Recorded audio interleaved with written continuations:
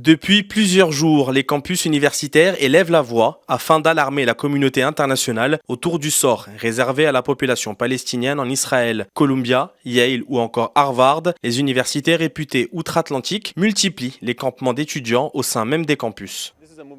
Il s'agit d'un mouvement pour une plus grande libération et l'État sioniste commet des massacres continus depuis 7 mois maintenant. L'objectif essentiel est d'exiger que l'université participe et adopte une position ferme contre la violence continuelle dont elle est complice, qu'elle encourage et à laquelle elle participe.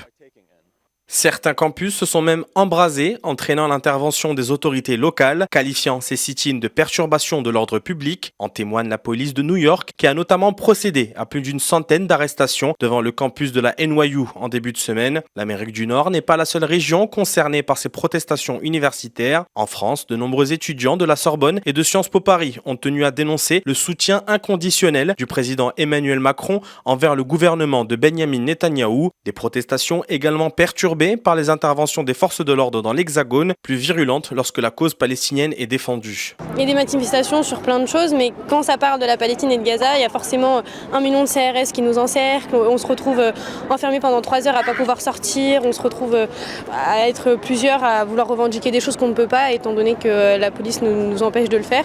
L'Italie est aussi la scène de revendications contre le risque plausible de génocide à Gaza, avec une grève de la faim annoncée par des étudiants de l'université La Sapienza à Rome en faveur d'un cessez-le-feu immédiat. Des affrontements ont également eu lieu entre pro-palestiniens et des manifestants soutenant l'État d'Israël lors des célébrations de l'anniversaire de la libération dans la capitale italienne. En l'absence de prise de parole des dirigeants américains et européens, de nouvelles actions sont prévues par les étudiants pour dénoncer l'oppression israélienne en Palestine.